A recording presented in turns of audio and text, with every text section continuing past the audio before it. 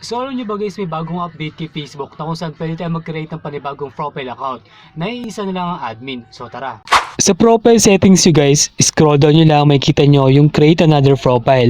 Kapag hindi nyo to guys nakita, pwede nyo i-update yung inyong Facebook applications. So ito nga guys yung sabi ko no, bagong update ni Facebook. So create another profile, show off a different site, connect with a certain friend, and switch profile with one logins. Parang ano to guys, no, Facebook page na kung saan isa lang yung admin natin. So ang kagandahan dito guys, pwede kayong gumamit or ng hindi ninyo pangalan. So nag-example nga tayo dito na hindi na tayo gumagamit ng real name natin. So dito guys, alam naman natin kapag profile dapat specific name talaga. So dito guys, nag-try ako na hindi gumamit ng pangalan.